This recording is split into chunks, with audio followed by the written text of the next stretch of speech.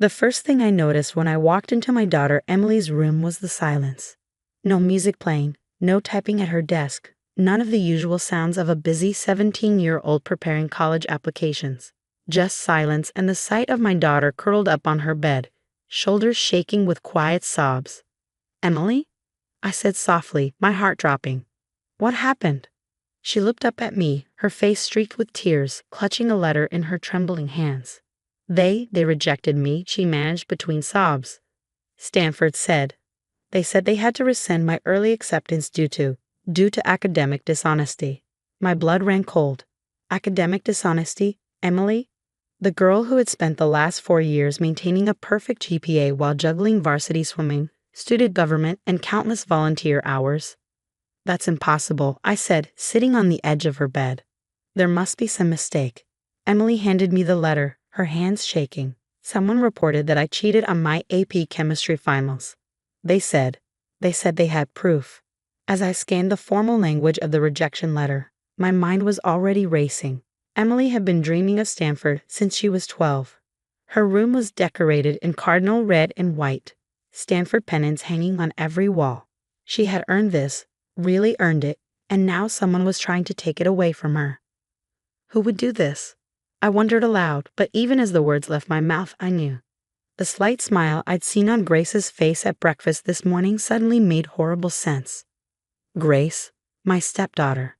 The girl who had made it her mission to compete with Emily ever since her father and I married 3 years ago. "My name is Catherine Mitchell," and at that moment, watching my daughter's dreams crumble because of what I strongly suspected was her stepsister's jealousy, I felt something inside me shift. The careful peace I maintained in our blended family, always trying to keep everyone happy, suddenly seemed less important than justice. "Mom?"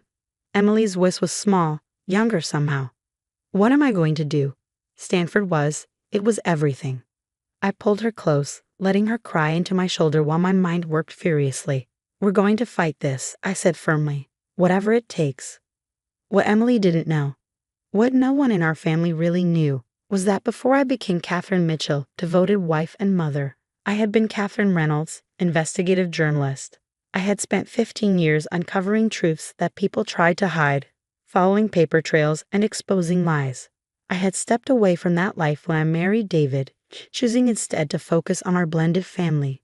But those skills, they never really go away. "I need you to tell me exactly what happened," I said, pulling back to look at Emily. "Every detail."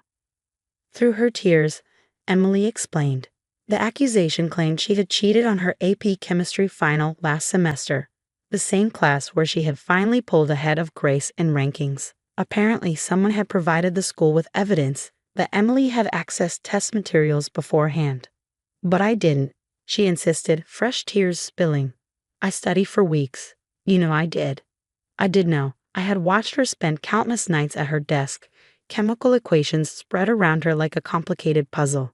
Emily had earned her A+ honestly, the same A+ that had pushed her class ranking just above Grace's. "Grace got her Stanford rejection last week," Emily said quietly, realization dawning in her eyes. She was so angry. "Don't worry about Grace right now," I said, though internally my suspicions were hardening into certainty. "Just tell me everything you remember about the test day." As Emily recounted the details, I made mental notes. The testing room setup, the seating arrangement, the proctor's position. Every detail could be important. What Grace didn't know, what none of them knew, was that she hadn't just messed with my daughter's future. She had awakened something I had kept dormant for years, the relentless pursuit of truth that had once been my life's work. I waited until Emily had cried herself to sleep before making my first move. In my home office, I pulled out a notebook I hadn't touched in years. The reporter's instincts kicked in as I began mapping out what I knew and what I needed to find out. First step, the evidence itself. What exactly had been provided to the school? And more importantly, how had it been obtained? I opened my laptop and typed out a carefully worded email to Stanford's admissions office, requesting copies of all materials related to the academic dishonesty claim. Then I sent another to Emily's high school principal, scheduling an urgent meeting.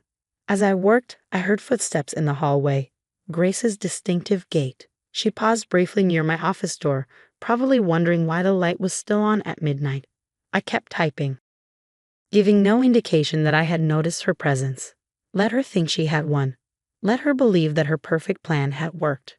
Because what Grace didn't understand was that she had just made a crucial mistake. She had hurt my daughter, yes, but more than that, she had left a trail.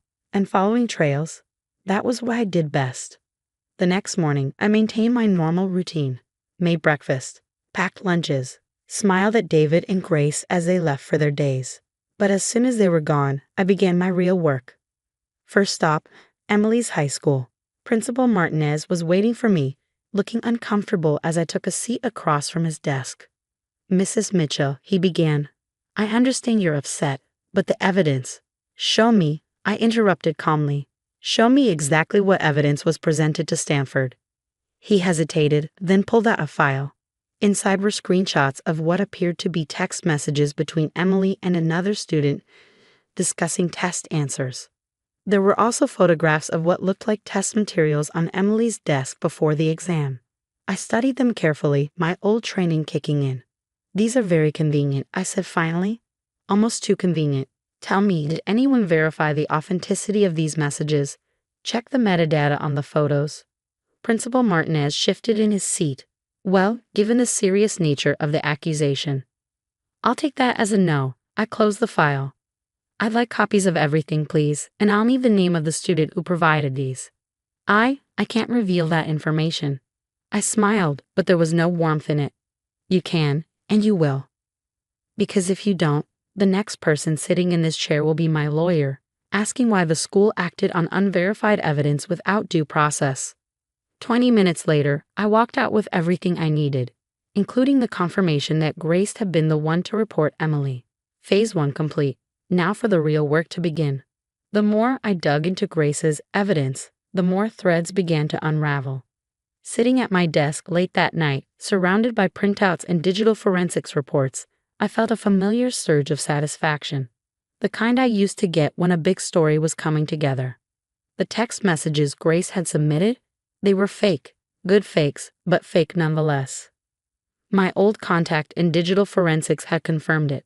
The metadata didn't match up, and the timestamps had been manipulated. The photos of test materials on Emily's desk, taken weeks after the actual exam, carefully staged to look incriminating. Grace had been thorough, I'd give her that. But she hadn't counted on going up against someone who had spent years exposing frauds far more sophisticated than this. My phone buzzed, a text from David. "Working late again. Don't wait up." I smiled grimly. My husband had no idea what his daughter had done, or what I was doing to fix it. He saw Grace as his perfect little girl, incapable of such calculated cruelty, just like he didn't really know about my past life as an investigative journalist. Our marriage had been built on fresh starts, on leaving the past behind. But some things couldn't be left behind. "Mom?" Emily appeared in my doorway, looking small in her oversized Stanford sweatshirt. "What are you doing up so late?" I quickly minimized the screens on my laptop. "Just some work, honey. How are you holding up?" She shrugged, but I could see the pain in her eyes. "I submitted applications to other schools, safety schools." She practically whispered the last part, like it physically hurt to say it. "Emily," I said carefully, "I need you to trust me. This isn't over." She looked at me skeptically. "Mom, Stanford already made their decision. Grace won." "Did she?" I pulled out a folder. "Come here. I want to show you something." I laid out the evidence of Grace's deception, the forensics report, the timeline inconsistencies, everything I had gathered over the past week. Emily's eyes widened as she took it all in. She really did this? Her voice trembled. "But why? Why would she go to all this trouble?" "Because she couldn't beat you fairly," I said simply, and she underestimated who she was dealing with. Emily looked up at me, really looked at me, like she was seeing something new. "Mom, how did you figure all this out?" I took a deep breath. It was time for some truth. Before I married your stepdad, before I became just Mom, I was an investigative journalist. I specialized in exposing frauds and cover-ups. I smiled at her shocked expression. Let's just say Grace picked the wrong person to try to deceive. Just then, we heard the front door open, David and Grace returning from their late dinner. Emily quickly helped me gather the papers, understanding instinctively that this needed to stay between us for now. "Trust me," I whispered as she headed back to her room. She nodded, and for the first time in weeks, I saw a glimmer of hope in her eyes. The next morning, Grace was her usual sweet self at breakfast, playing the concerned stepsister perfectly. "Emily, I heard back from UCLA yesterday. Their psychology program is really good too, you know." I watched Emily's hands clench under the table but admired her composure as she forced a smile. "Thanks, Grace. I'll keep that in mind." David beamed at Grace. "Always looking out for others, aren't you, sweetheart?" I took a slow sip of coffee, remembering the latest piece of evidence I had uncovered last night. Grace's secret email account, the one she'd used to submit the false claims to Stanford. She'd been clever, using a VPN to hide her tracks, but not quite clever enough. After they left for school, I made my move. First stop, Stanford's Office of Academic Integrity. I had an appointment with the dean, and this time, I was armed with more than just maternal indignation. Dean Harrison was a stern-looking woman with steel-gray hair and sharp eyes. She didn't look like someone easily swayed by emotion. "Perfect. Mrs. Mitchell," she began, "while I understand your distress." I cut her off by placing a thick folder on her desk. "With respect, Dean Harrison, you don't understand anything yet, but you're about to." For the next hour, I laid out the evidence. The forensic analysis proving the text messages were fabricated. The metadata showing the photos were taken after the exam. The email trail linking everything back to Grace's secret account. This, I concluded, is not just about my daughter's college acceptance. This is about a deliberate attempt to destroy someone's academic future through fraudulent means. The question is, what are you going to do about it? Dean Harrison was silent for a long moment, reviewing the documents with growing concern. Finally, she looked up at me. "This is quite comprehensive, Mrs. Mitchell. May I ask how you obtained all this?" "Let's just say I have experience in uncovering the truth." I met her gaze steadily. "The question is, does Stanford have the integrity to admit they acted on false information?" She nodded slowly. "We'll need to verify everything independently, of course. But if this all checks out," she trailed off, then straightened in her chair, "we may need to reconsider our decision regarding your daughter's admission." As I left her office, I felt a weight lift from my shoulders. Phase 2 was complete, but the hardest part was still to come. Because Grace, she still thought she had won. She had no idea that her carefully constructed plan was about to come crashing down around her. And I had decided that the revelation would happen in the most public way possible, at her high school graduation, where she was scheduled to give a speech as salutatorian. Right after Emily would speak as valedictorian. That is, if everything went according to my plan. Graduation day dawned bright and clear. I sat in the school auditorium between David and Grace's mother, Janet, who had flown in for the occasion. The proud parents watching their children graduate. If they only knew what was coming. Grace was practically glowing in her white graduation robe, chatting with friends near the stage. Emily sat quietly in her valedictorian's chair, her face composed but her hands fidgeting with the envelope containing her speech. What neither of them knew was that I had a third envelope tucked safely in my purse. "Can you believe both our girls did so well?" Janet whispered to me.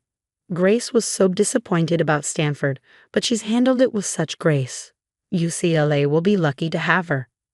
I smiled politely, thinking about the email I'd received from Stanford yesterday confirming everything was in place. Yes, they've both handled everything, exactly as expected. The ceremony began with the usual speeches, the principal, the school board president, various dignitaries. Finally, it was time for the student speeches. Emily stood first, walking to the podium with quiet confidence. Her voice was clear and strong as she began. "When I was little, my mom taught me that truth always finds its way to the light, that no matter how deep someone tries to bury it, the truth has a way of surfacing when it matters most." My heart swelled with pride. We had worked on this speech together, carefully crafting each word. This year, I learned that lesson firsthand. I learned that sometimes people will try to take what's yours, will try to dim your light to make theirs shine brighter. But I also learned that if you stay true to yourself, if you keep working and believing in what's right, justice has a way of prevailing. I saw Grace shift uncomfortably in her seat. Emily continued, her voice growing stronger. "So today, as we prepare to leave these halls and start our new journeys, I want to share something with all of you. Something that proves that truth and justice aren't just words in inspirational quotes. They're real and they matter. This was my cue. I stood up, drawing confused looks from David and Janet. 2 months ago, Emily said my acceptance to Stanford was rescinded because someone provided false evidence claiming I had cheated. Today, I'm honored to announce that not only has that decision been reversed, but Stanford has offered me a full academic scholarship. The auditorium erupted in applause. Grace's face had gone pale. But wait, Emily held up her hand. There's more to this story. Mom. I walked to the stage, my heels clicking against the wooden floor in the sudden silence. Principal Martinez, who had been briefed about what was coming, nodded slightly. Good morning, I said, taking the podium. My name is Catherine Mitchell, and before I was a mother, I was an investigative journalist specializing in exposing fraud. Today, I'm here to share some evidence that recently came to light. I opened my envelope and began laying out the truth, the fabricated texts, the staged photos, the secret email account. With each revelation, Grace sank lower in her seat. The person who orchestrated this campaign to destroy my daughter's future, I continued, my voice steady, is sitting on this stage right now. The audience gasped. David stood up, his face a mask of confusion and growing horror. Grace, I said, turning to face my stepdaughter directly, would you like to explain why you did it? Grace looked wildly around like a cornered animal. I don't know what you're talking about. You can't prove. Actually, I interrupted, pulling out the final piece of evidence, a printout of emails from her secret account. I can. And I did. What followed was chaos. Grace burst into tears. David demanded explanations. Janet looked like she might faint. But through it all, Emily stood tall, finally vindicated. Principal Martinez took the microphone, his voice cutting through the uproar. In light of this evidence, which has been thoroughly verified, the school board has made some adjustments to today's proceedings. Grace Mitchell, please step down from the stage. Your diploma will be held pending a review of your academic record. As Grace fled the stage, I returned to my seat.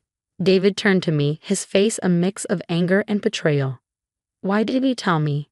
Would you have believed me? I asked quietly. Or would you have defended her, like you always do? He had no answer for that. The ceremony continued, though in a somewhat subdued fashion. Emily gave the rest of her speech, speaking about integrity and second chances. She was gracious, never mentioning Grace by name again. Afterward, as we stood in the parking lot taking pictures, Stanford's formal reinstatement letter safely tucked in Emily's graduation cap, David approached me. I don't know what to say, he began. I had no idea Grace could do something like this. I know, I said simply. That's part of the problem. He nodded slowly. What happens now? Now we deal with the consequences. All of us. I looked at him steadily. Grace needs help, David. Real help. Not excuses or protection. Later that night, as Emily and I sat in our backyard looking at the stars, she asked me the question I'd been expecting. Mom, did you have to do it so publicly? Expose Grace like that? I thought carefully before answering. Sometimes, sweetheart, justice needs witnesses. What Grace did wasn't just about hurting you. It was about making everyone believe a lie. The truth needed the same audience. She nodded, understanding. Will things ever be the same with David? No, I said honestly. But maybe that's not a bad thing. Sometimes relationships need to be rebuilt on truth instead of comfortable lies. 3 months later, Emily moved into her dorm at Stanford. Her room was exactly as she dreamed it would be, decorated in cardinal red and white. Grace had started therapy, finally confronting the jealousy and insecurity that had driven her actions. David and I were in counseling, working to rebuild our marriage on a foundation of honesty. As for me, I discovered that my old investigative skills hadn't faded. They'd just been waiting for the right moment to resurface. I'd started taking on some freelance work, exposing truths that needed to be told. Sometimes the biggest stories aren't about international conspiracies or corporate fraud. Sometimes they're about the quiet battles fought in suburban homes where truth and justice matter just as much as they do anywhere else. And sometimes the most important investigations are the ones that protect not just the truth, but the people we love most.